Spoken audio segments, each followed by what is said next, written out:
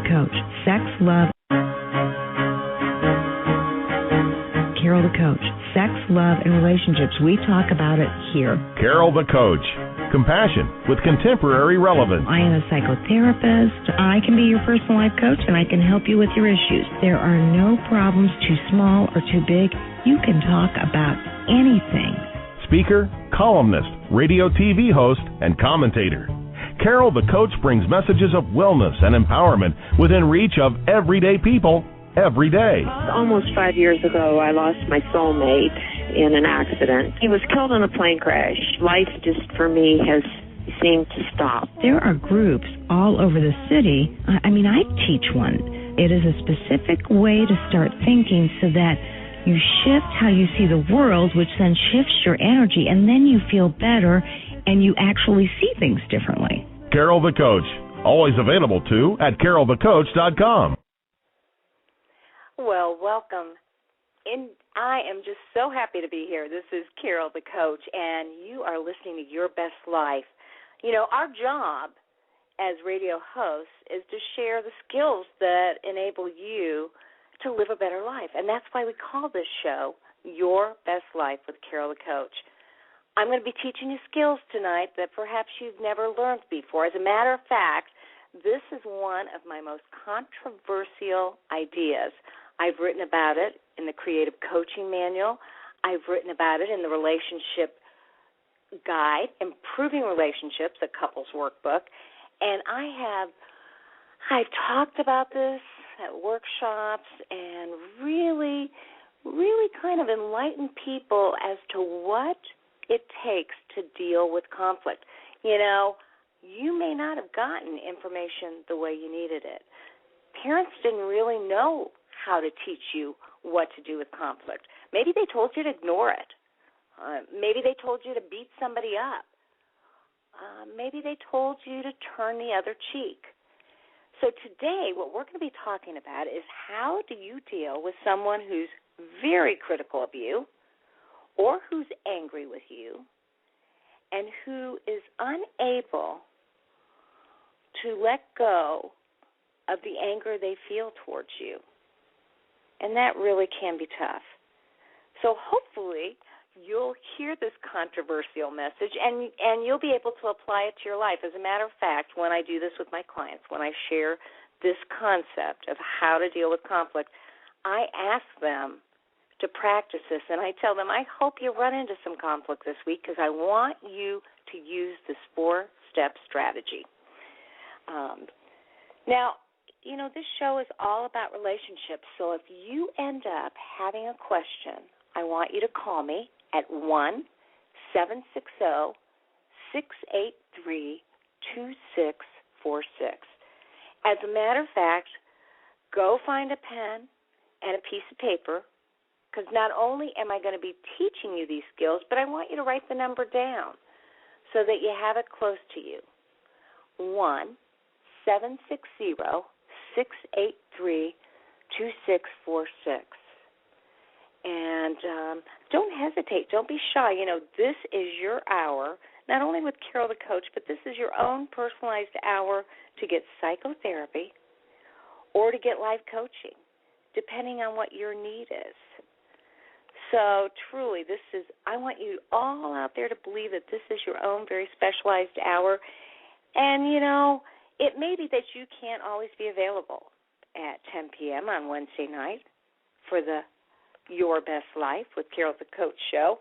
And if that's the case, here's the incredible thing. You can download the show by going to www.blogtalkradio.com/CarolTheCoach, and it will identify all of the shows that I've had. Now, that's all of 2 this time around. But you can download it on your computer or your radio. And, you know, I'm very impressed with the fact that it's an opportunity for you to listen to it when you have a little time or when you heard something and you want to rehear it. You know, when you download it, it is on your iPod or on your computer forever. And you can go back and listen to the message and practice it, mull it over, teach it to your family and friends. As a matter of fact, I have been really impressed. I actually had listeners who took notes last week, shared it with their friends and family, and then quizzed themselves and their loved ones. Now, that is a faithful audience, and I appreciate all of you that listen. I've had listeners on a regular basis for a long time. I have had radio shows, nothing that's been syndicated yet. Notice I said yet because that's the goal that I'm going for. But I have had them on news talk stations in the Indianapolis area. I've worked on 2 different stations, had 3 different segments on other stations. I'm a columnist. I write for Indy Metro Woman.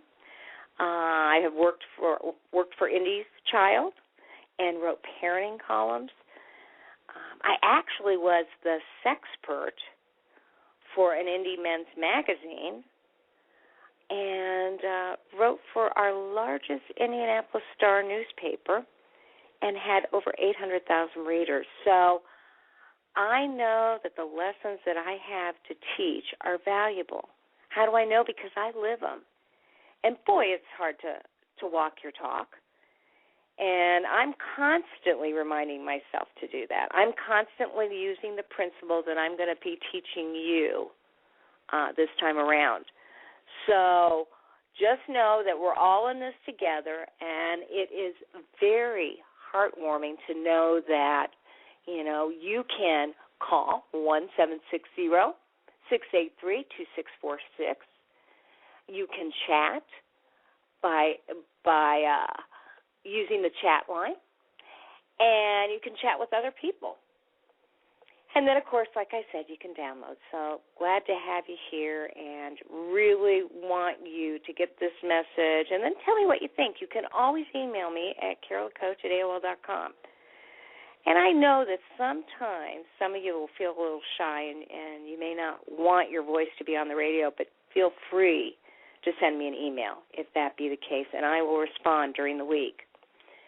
Now, conflict is tough, and this 4-step strategy is not to be used when you're mad at somebody else. I'm going to talk to you about how to handle that then. This strategy is actually to be used when someone is angry with you.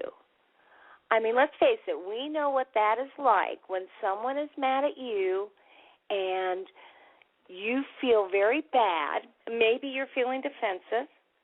Maybe you feel like you need to explain yourself. Maybe you're feeling guilty. You actually know that you have done something wrong.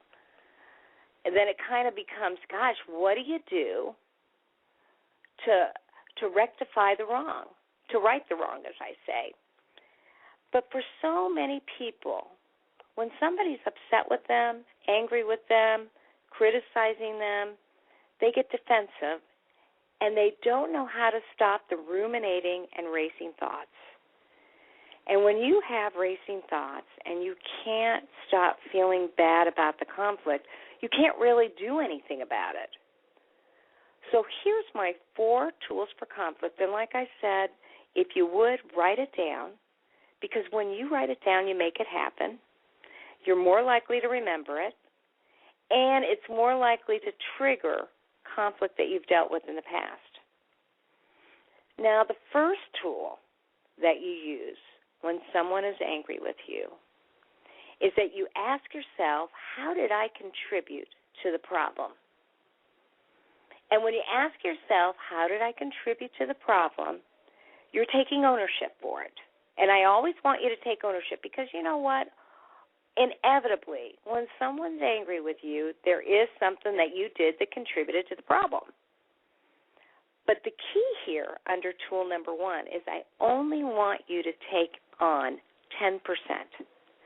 In other words, I want you to say to yourself, you know what? I contributed to this problem because I gossiped about him. Or I contributed to this problem because I haven't kept things as clean as I'd like to. Or I contributed to this problem because I did leave work early. But then I want you to only take 10%. And that's a tough thing to do. Okay, that's tool number 1. Tool number 2 is to recognize that if you're only taking 10% of the problem, then that means that the person who's angry with you or critical of you needs to accept 90%. Now, here's my special message.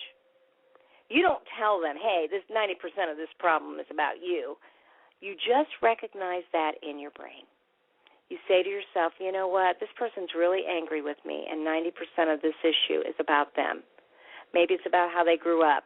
Maybe it's about what they expected from you. Maybe it's about how easily they get angry or how critical they can be of you.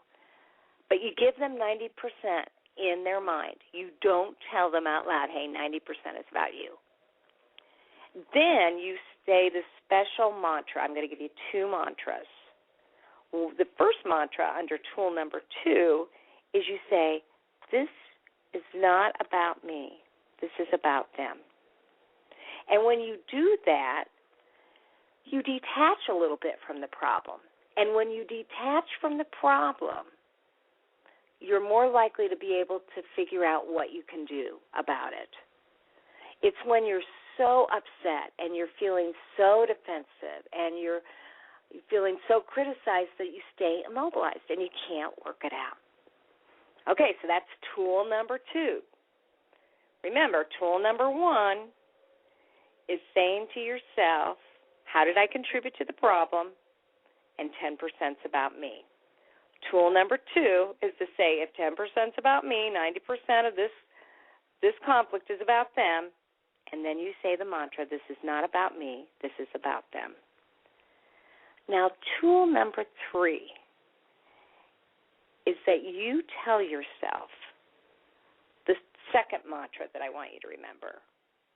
And that mantra is, I will not give him or her the power to make me feel blank. And what I mean by that is, I will not give him the power to make me feel inadequate. Or, I will not give my boss the power to make me feel inferior or hurt. Or, I will not give my wife the power to make me feel guilty. You've already owned what is your part of the problem, but you're not going to give your power away. You're not going to be so consumed by the conflict that you ruminate about things, or you have racing thoughts, or you defend yourself or talk about it with everybody. You clearly are saying to yourself, I won't give him or her the power to make me feel, and then you fill in the blank, to make me feel angry, to make me feel inferior, to make me feel guilty. And I actually got that concept from my absolute favorite empowering woman, Eleanor Roosevelt, who said, no one can make you feel inferior without your consent. And that was a very empowering statement because, you know what, we own our feelings.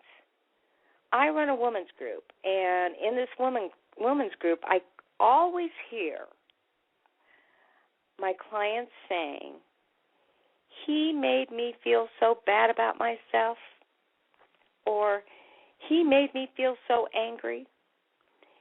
And we've really taught the women to catch themselves and say, hey, you know what, nobody has the power to make you feel.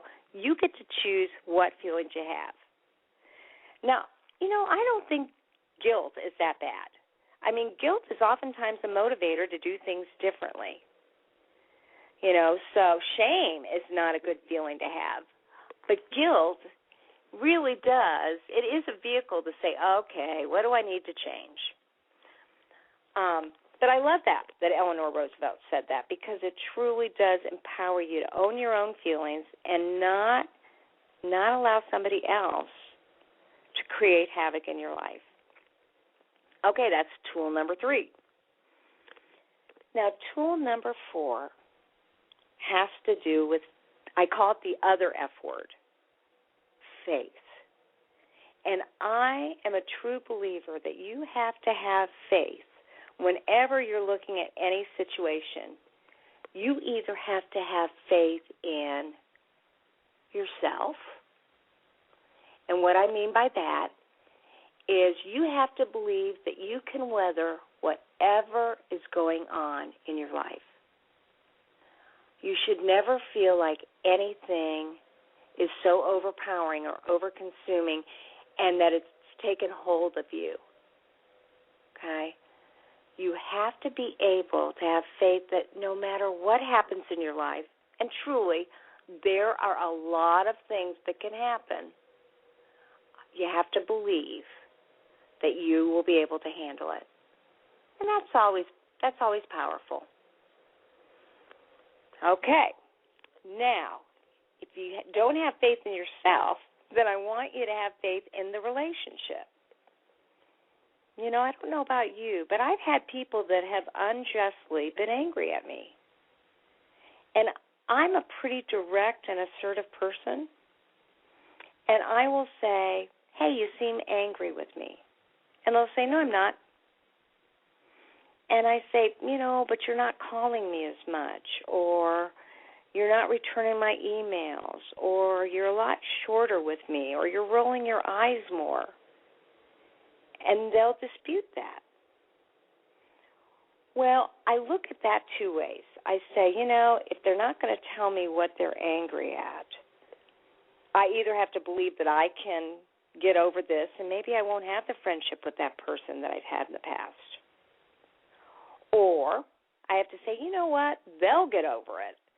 And, you know, we'll work this thing out. Maybe it's going to take them a month to get over it. Maybe it'll take them a month to tell me what's going on. Or if they're really, really mad at me, you know, I have a best friend right now from my past who is furious with me.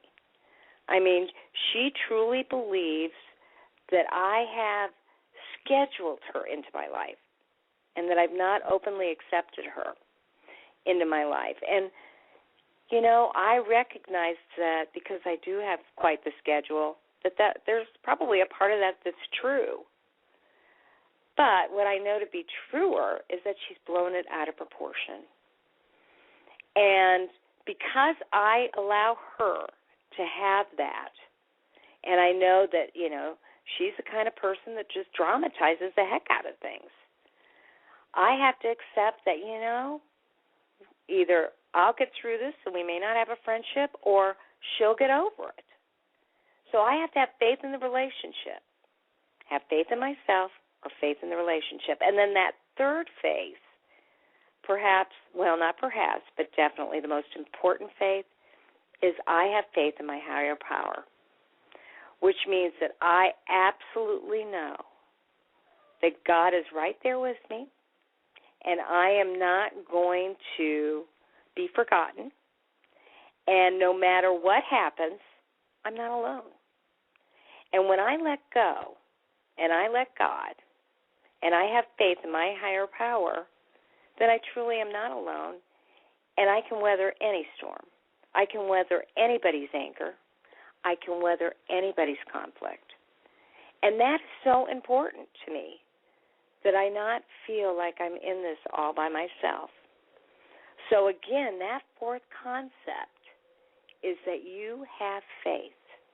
Faith in yourself, or faith in the relationship, or faith in a higher power. And maybe you have all three. I mean, I've had angry situations where I actually have had all three. And I've had angry situations where, I'm telling you, I have very clearly known that God was in there, and I didn't have faith so much in that person, but I had faith in myself. So, now you have the 4 tools of conflict. And I know for a fact that it is absolutely imperative to use these skills when somebody's really, really mad. Because when you do, you'll be able to deal with the world a little bit differently. And here's how it works. If you have some conflict in your life, and you'd like to talk about it, you might as well give me a call at 1-760-683-2646, and let's talk about it. Because clearly, it can be tough dealing with conflict on your own. And I'd like to help work you through these steps, because this is a foreign concept for most people.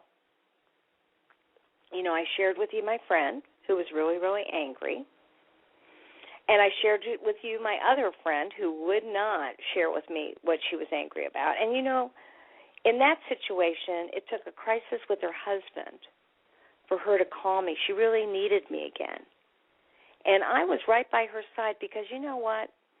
I could have blown her off and said, I don't need fair weather friends like that, but I knew that she either misinterpreted something I said, or she heard something that absolutely wasn't true, or she just was having a rough day and somehow mistook something in our lives and personalized it against me.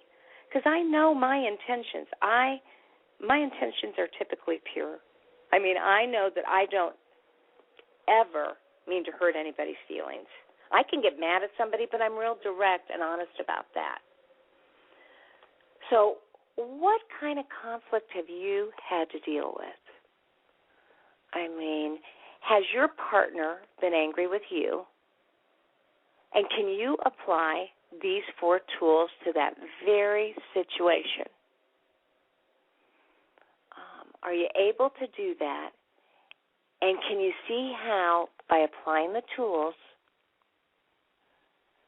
you actually won't be as consumed with the conflict? You'll be better able to deal with it. Last week we talked about confidence, and you have to have confidence in yourself. And, for me to say I absolutely know that I have never intentionally meant to hurt somebody, okay, well, now that may not be true. As I think about my own marriage, there have been times I've been mad at my husband, and I have wanted to hurt him. And I'm not proud of it, and the more emotionally mature I get, the more I don't want to do that. I'm not perfect, though. I stop myself a lot of times when I go, Carol, don't go down that road, because that's when you're punishing, as opposed to creating an emotionally healthy situation. And, of course, you always want to go for the emotional health. Emotional maturity in a relationship is so very, very important. And it takes a lot of faith in yourself to have that emotional maturity. When I wrote the Improving Relationships, a couples workbook, I really kind of highlighted the main skills that you need whenever you're working in a partnership. But these are skills that, you could apply with your sister, your mother, your neighbor, your brother. And they sound so simple, but sometimes they're really very hard. For instance, in the book, His Needs, Her Needs, they did a survey of over 20,000 people, and they found that men most oftentimes want to be appreciated and admired, whereas women most typically want to be validated. So one of my most important relationship skills is literally telling the people that I work with to appreciate those around them at least a couple times a day. It's easy to do it with our friends because we have really close, safe, empowering relationships with our friends. Our friends get us and usually support us. It's a lot harder when our kids criticize us or go the other direction and do something that makes us feel like we've not done a good job of raising them. And I always say that with any person, but especially kids, a discouraged kid is a misbehaving kid. In other words, when a kid misbehaves, they're really very, very discouraged. And so we need to fill their emotional bucket, their love bucket. And we need to appreciate what is it that we like about that person. And so think about somebody in your life who's been critical of you. And would you be able to turn that around and absolutely share with them a couple times a day something that you appreciated and loved? If it's a man, he's really going to appreciate your admiration. Now, I suspect that women need to be validated a little bit more because in society, historically, we've not been validated as much. I think that's really changing.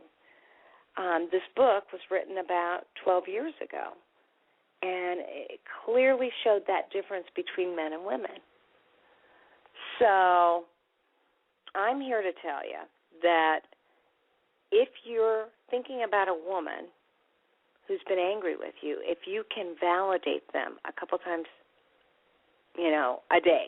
And that might look like, honey, I really appreciate the way you take care of our kids. You do such a good job of that. And it's like you know how to do that from your very own gut. Or it might be, if you're dealing with a man, I appreciate you for taking charge of the outside like you do. In future shows, we're going to be talking about the 5 love languages, and there is no doubt that Dr. Gary Chapman wrote about what those 5 love languages are, what they are. And, for a lot of men, acts of service, doing things for their wife can be very, very important. Now, I know if you're a woman out there, you're like, well, I think if I had to do a score, I do just as much, if not more, than he does. And let's face it, we got women and men in the workforce, and that division of duties is the number one thing that couples fight about. So, it's no accident that it may feel difficult to appreciate your partner because it doesn't feel like he or she does enough. But if you can invest in them and notice what they are doing, you'll make a real difference in your relationship. And boy, isn't that an easy thing to do. And it actually decreases conflict. And that, of course, is what we want to do. We want to live your best life. And to do that, it requires that, you deal with conflict better and you notice the positives in a relationship. I will get parents who will say to me, oh, my gosh, my kids' grades are dramatically falling, and I don't know what to do about it. And the very first thing I tell them is find something that they are doing well in regards to their homework or in how they're studying or in what they come home with. And they're saying, Carol, you don't get it. I'm not seeing anything right now. It's plummeting. And, that's when I say, tell them that they did a nice job on their spelling. At least explain to them that you noticed that they spent 5 minutes studying. And they'll say, are you crazy? 5 minutes is not the hour that I would like for them to study their spelling words. And I say, when you notice the positives, you're encouraging. And when you encourage somebody, you're noticing their effort, not their outcome. And that can be tough because noticing the effort, when you notice the effort, you're saying, I like what you're doing, which is motivating. Parents are afraid, well, if I notice that effort, then they're going to think getting a C on a spelling test is okay, when I know they're capable of A's. Okay, so the counselor and the parent knows the child's capable of A's, but I'm telling you the best way to get them to do A work is to notice that effort. even when it sees, because that will motivate them to do better. Just think about it in your own life. Who motivates you? Who tells you you're doing a good job? Who notices? I mean, that is so important. Do you have that kind of support in your life? If you don't, I'm going to encourage you to find it. We're going to take a short break, and I'd like for you to write down the number 1-760-683-2646.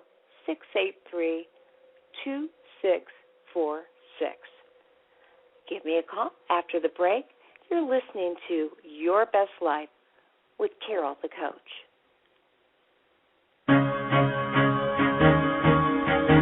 Carol the Coach.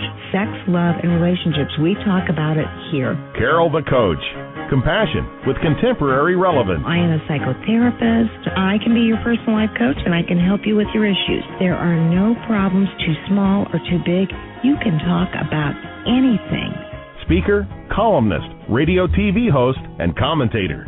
Carol the Coach brings messages of wellness and empowerment within reach of everyday people every day.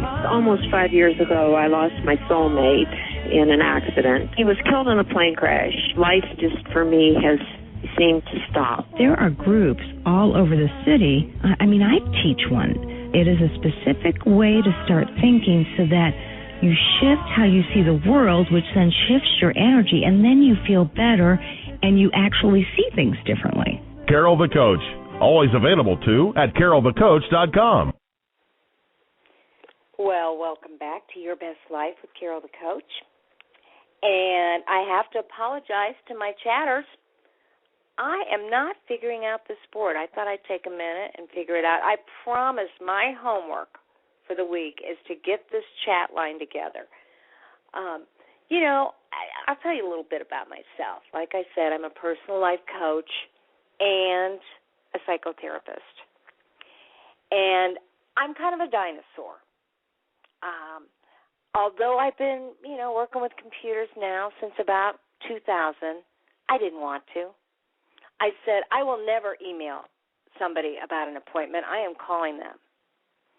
And then, I figured out that the only way I could get my niece to call me back was to text her. So I got a phone that had text, and I started doing that. And I have quickly acclimated to how technological this world is, and now I email every appointment, and it's so much easier. And I think to myself, why did I have all that resistance to something that is really, really easy? But I'll tell you why it is. Because at some point, for Carol the Coach, it was definitely a learning curve. That's why I think I have trouble with Facebook. I am so amazed at you Facebook people who clearly know how to get on, contact 43,000 other people, and all at the same time. I'm still not quick with that. And so I'm running the switchboard on this internet radio show, and I've got that down, but I don't have my chat room down. So I'm sorry, chatters. I'm really sorry that I can't let you connect with each other. But like I said, this is what I say in therapy, actually. I say, if I forget to do my homework by next week, I will buy you a book, send you a free book, give you a book, and that's my promise to you. If I haven't figured out how to do that doggone chat room by next week, anybody who's on my chat line can email me at carolthecoach@AOL.com, and I will send you a free relationship manual with the 4 tools of conflict in it. A $9.99 value. I'll send it to you for free if I don't figure out how to run this chat room by next week. So I hope you'll come back on and get on that chat line and just sit there and wait so that you can get a free book. And what I guess I'm guaranteeing to you is that I will have figured it out. You won't really get that free book. But if you do want one of my manuals, whether it's on relationships or self-esteem or goal setting or finding your God-given dream. They are very affordable. They're exercise books. You actually do the exercises in them. You get healthier. And they're very affordable just by going to my website, www.carolthecoach.com. And if you don't feel like spending the money, I have over 500 articles. I probably have 20 podcasts that you can download for free. Those articles are free. You come up with the topic, and I've probably written about it because about 10 years ago, I discovered that I loved to write. And that is actually how I got this radio gig that I got, 7 or 8 years ago. You know, it was an amazing story for me. It's actually a story that is in the Coach's Journey, which is a book that you can get on Amazon.com. My story is in there. So I'll tell you a little bit about me. It was in 2000. Yeah, in 2000, I was talking to my medical director, and I said, hey, I want to reach out more globally to people. And he said, you want to reach out more globally? How do you propose that you're going to do that? You're a social worker. How are you going to get to the people, Carol? And I said, well, you know, I'm going to write a book, or I'm going to be on radio, or I'm going to be on television. And he kind of laughed and with his tongue in his cheek, and he said, okay, I will give you 1 hour a week to make that happen out of my 40-hour week. So I said, okay, very cool. And what I decided to do was I went to a friend who I knew who had a son who was in the communications department in our local high school. And I said, hey, I would like to borrow your son, and I'd like to see if he could produce a demo tape that I could send out to all the radio stations. And I'm going to give advice, and hopefully this will get me a gig somewhere, somehow, some way. And so for $25, I hired this kid, and on his time off, we went over to our local high school. It's actually one of my alma maters, North Central High School in Indianapolis. And I took 2 friends with me that had real-life problems, and I said, don't tell me what the problem's going to be. I want you to spring it on me, and I'm just going to give you some advice. And they thought that was very fun. So the 3 of us went into this little studio, and by the flip of a switch, this kid made it sound like they were calling on the radio when they were in reality just talking into a mic. And so they shared their problems. My one girlfriend had difficulty finding a man, and my other girlfriend had difficulty getting her son to launch out of their home. He was in his 20s, and she couldn't get him to leave the nest. And so they shared those stories, and I gave them advice, and we made this demo tape. And actually, I thought it was pretty good. I was pretty impressed, not only with me, but with his production and with my girlfriends, and I was just very pleased. So I send this thing out to every radio station in Indianapolis. And I wait, and I wait, and I wait. And I was so surprised because I got no response at all. And being that I've done a little work in business, I said, well, you know, it takes 30 no's to get a yes. I've just sent out to about 28 radio stations. I'm going to send it out again. So I waited about 6 weeks, and I sent it out again. And this time I got one response, and it was actually on my answering machine. I should have saved it.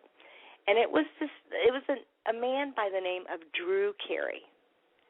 So it was really weird. I come home, and I get this, hey, Carol, this is Drew Carey from the Sports Talk radio show. And he goes, I just wanted to tell you I liked your voice. I really appreciated who you were, and keep up the good work. And actually, he gave me the letters of the show, but he didn't say it was Sports Talk. So I call him back. I'm really excited. I'm thinking, oh, finally I got my response. And so I get a hold of him, and he goes, you know, you got a great voice, you got a nice delivery, you just keep at it, Carol. I'm sure somebody will hire you someday. And I said, well, I was hoping you would hire me. And he said, Carol, we're a sports show. We we couldn't use you. Sorry about that. And I said, well, you know what? I know sports hypnotherapy, and I probably could be helpful on your show. At least let me do a segment. And he said, no go. I'm sorry. I just don't have any need for you. But, Carol, don't give up. You got a good voice. You got a good delivery. Don't give up. So that was that. Well, the third time around, I decided to send him out again. And this time, for whatever reason, I went ahead and sent a resume with my aspirations to be on the radio to our only our only newspaper in the city. But it was a big paper. It was Gannett, and it was the Indianapolis Star, and it probably had about 180,000 readers during the week and 800,000 on Sunday. And so about a week later, I get a call from the Indianapolis Star, and they say, you know what, we're getting ready to start a how-to section in our Indy Living. And I said, really? What do you mean how-to? And they said, well, we're going to have columns that teach people how to do things, how to garden, how to cope with depression, how to empower your life. And we're looking for somebody. It seems like you might fill the bill. And they said, what do you want to do for us? And I said, well, I want to be your own local Ann Landers, because to me that sounded really good, to have a local Ann Landers who could give advice. And they kind of laughed over the phone, and they said, hey, Carol, we don't need a local Ann Landers. I mean, we have an Ann Landers column. And I said, oh, okay. Well, what do you need? And they said, well, have you ever heard of life coaching? And I had actually just signed up for my first training workshop to be a coach.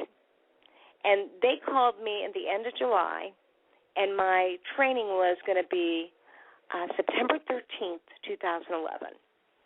I remember this because of September 11th, 2001, I mean.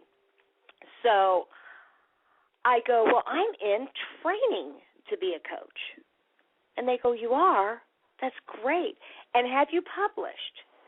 And I had published a one-paragraph synopsis for our national association.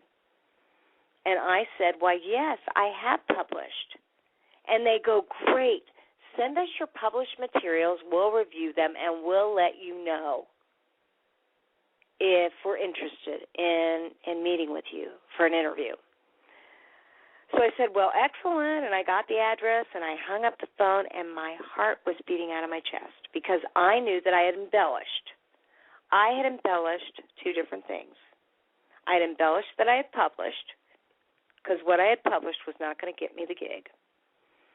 And I had embellished that I was in training to be a life coach, because I wasn't in training. I had signed up, but I was not in training. But I had belief in myself. And, last week we talked about confidence. And, again, I want to reiterate, you have to believe in yourself.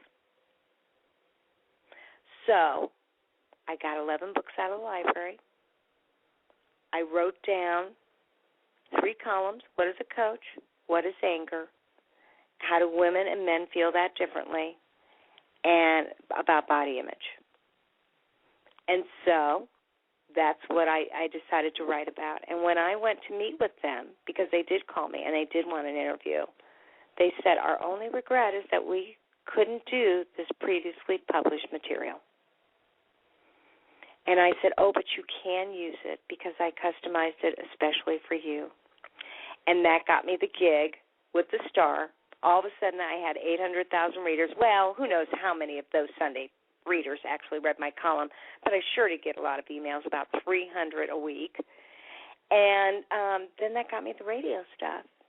And if you go to my website, www.carolthecoach.com, you can see that I also have a regular news segment on Channel 13, our local NBC affiliate, and I give life skills. As a matter of fact, I want to tell you that if you go to YouTube/Carol the Coach, you will be able to see me delivering the 4 tools of conflict, Or you can catch that on my www.carolthecoach.com website, because that's how important I think that these tools are for healthy living. Now, I am really a believer in living the Word and in walking the talk.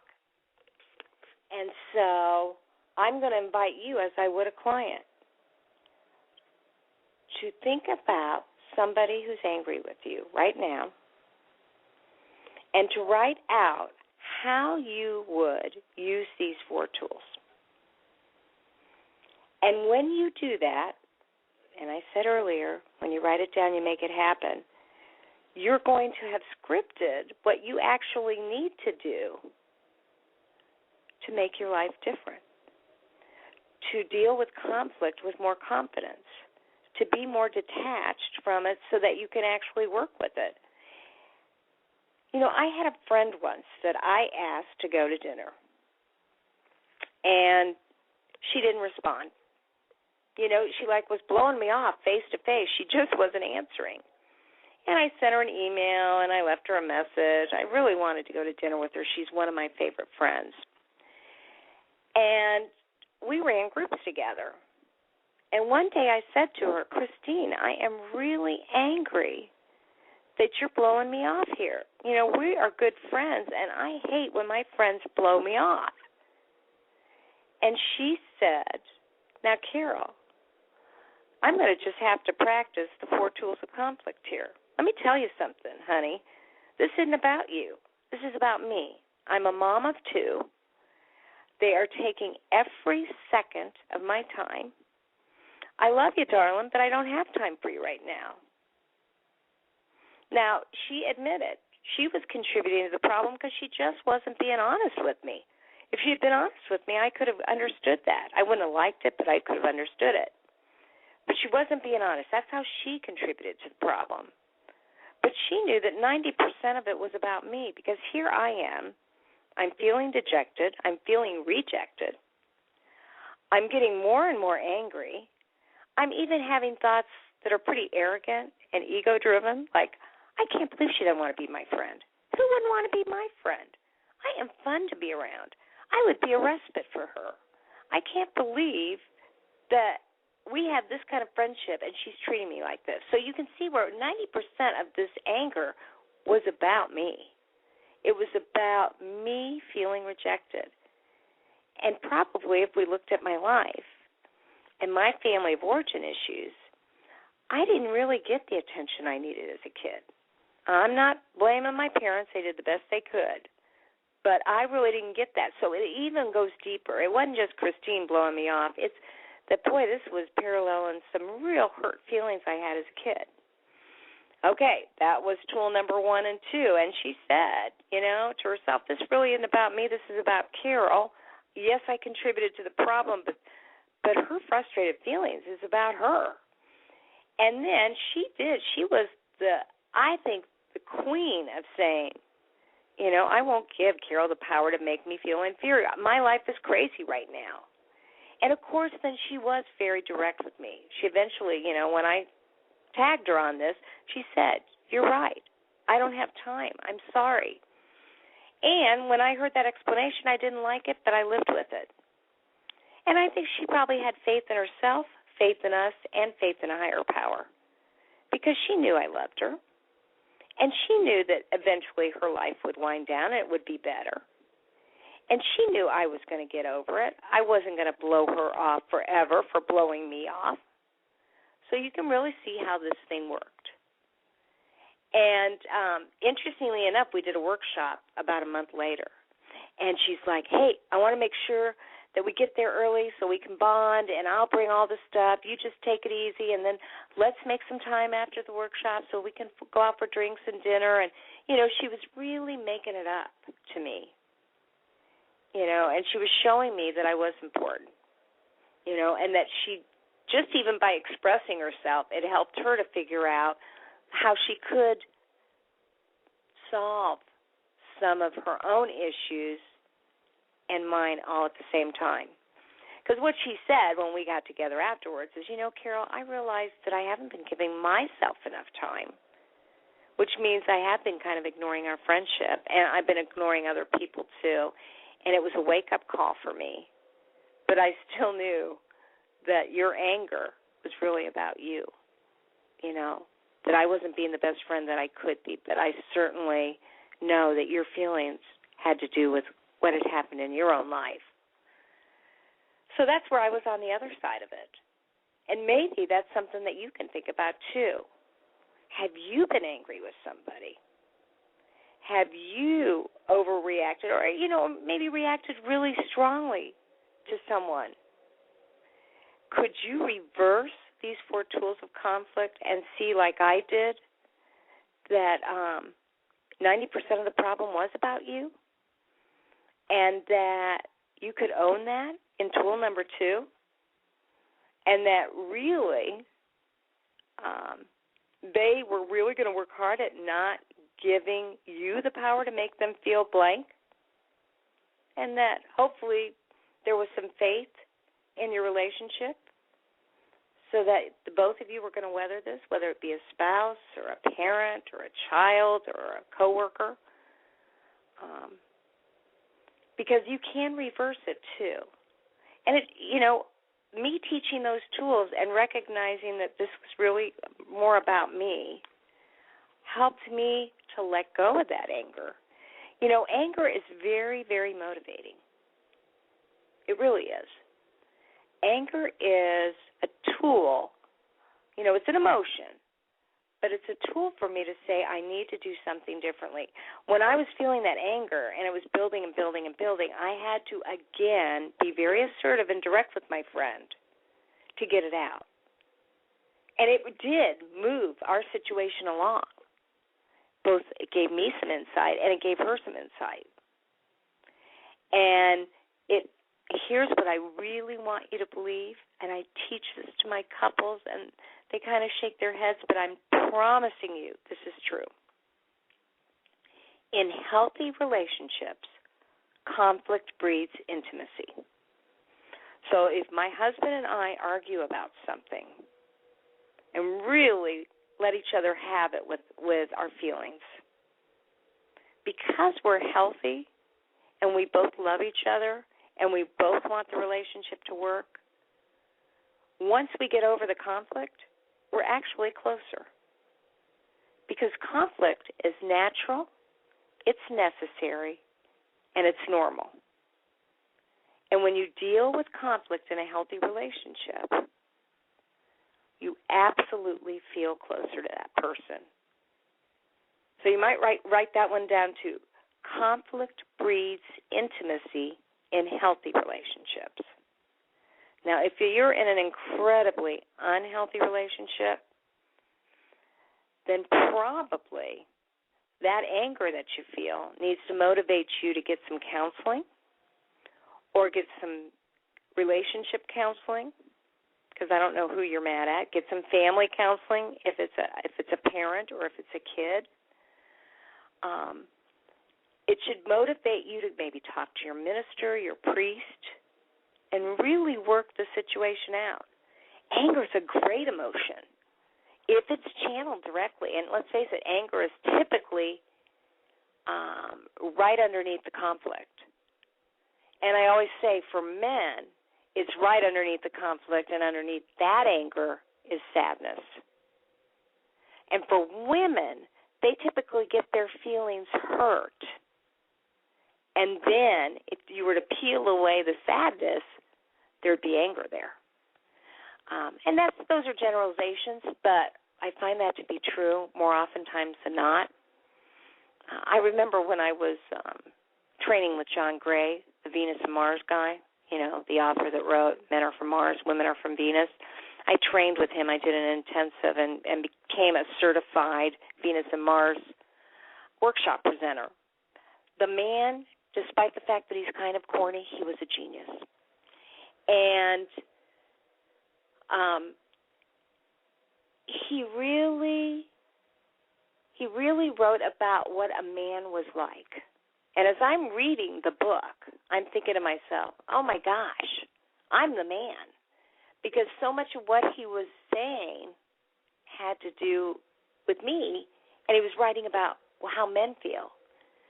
You know, I can be very prideful, and I don't necessarily like to share my vulnerability, and certainly I don't want to share my sadness, and that is what I call false pride, and I've really worked on that.